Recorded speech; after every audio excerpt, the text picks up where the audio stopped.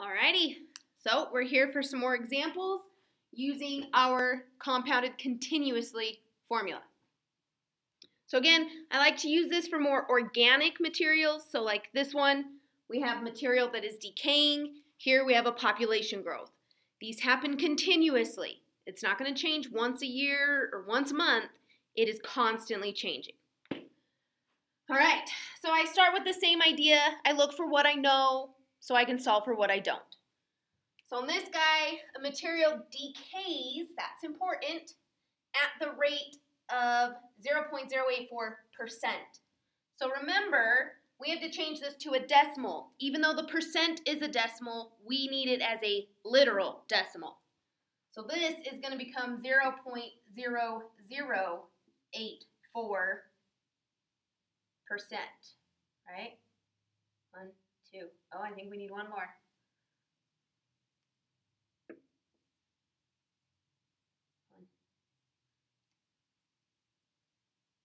I got this. There we go. Let's just call it that. Yep. Feel better. Okay, cool. And it is going to be negative because of the decay. All right. How long will it take? So I'm going to go ahead and just put T. I don't know my time. And it is only giving me this 43% material remains. So it's not giving me a starting amount and an ending amount. It's giving me a percentage. So there's a couple different ways I can do this. I can either say my principal is 1 and my A is 0.43. That's what it's eventually going to get to. But I could also say, well, then my starting amount is 100 and my ending amount is 43. Both of those relationships are showing that 43% remaining. So either way you want to go. I'm going to go ahead and go the shorter route, which is right here, 100%, 43%, right? So I'm going to plug this in. A is 0.43 equals P, which is 1, times E raised to the R power times T. Well, since 1 times E is just E, I don't have to do a lot of simplifying there. And because my base is E, I can go ahead and log this. And I'm going to write it as a natural log. So this becomes the natural log of 0.43 equals negative 0.0084t. And to isolate t, I'm going to divide by my rate. So this is my exact answer. But I'm going to go ahead and take that to my rounded solution by plugging it into a calculator. And because this is a natural log, I don't need to change a base formula. I can just type that in. The natural log of 0.43 divided by negative 0.00084. And this is going to take 1,004.73 years. That's a long time. Not bad, not bad. Okay. Questions, comments, thoughts, concerns?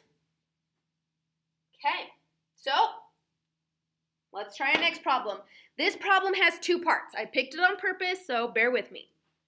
Peter is growing a bacteria culture in a dish. Initially, the population was 135. So P is 135. If the population triples every 2 hours, when will the population reach 10,000?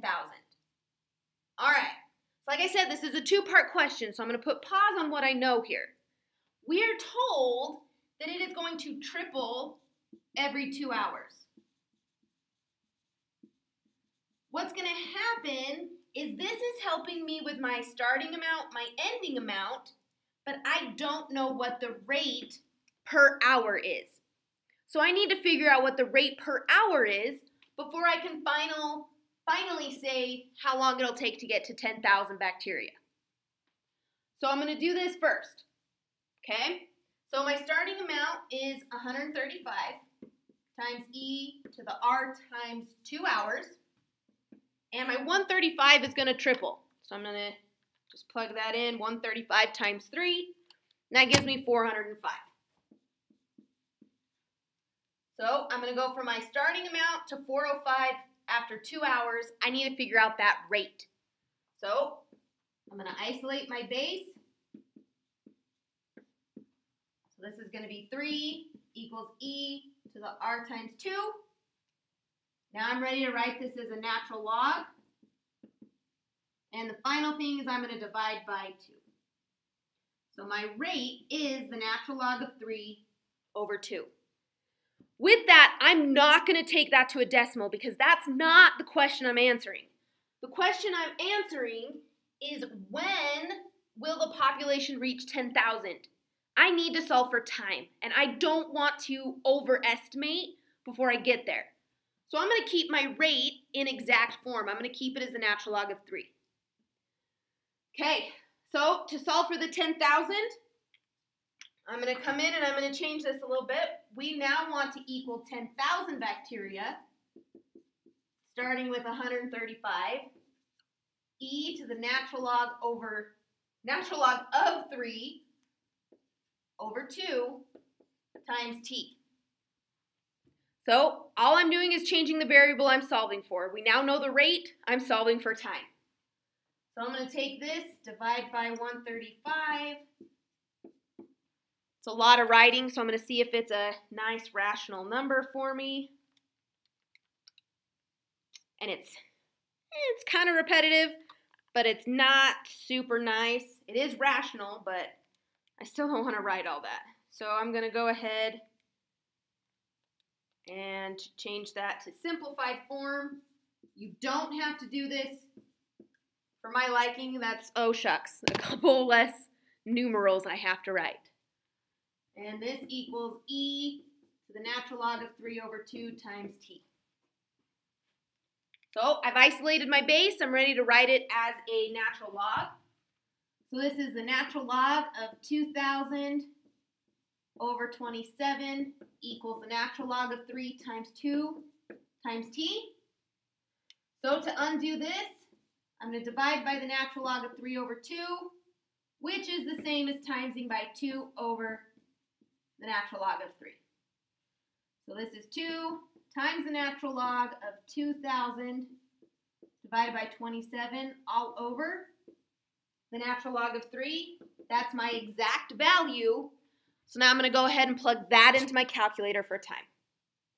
So I'm going to take the natural log of 2,000 divided by 27, make sure that's in parentheses, hit enter, times that by 2, divide by the natural log of 3, and t is about 7.84 hours.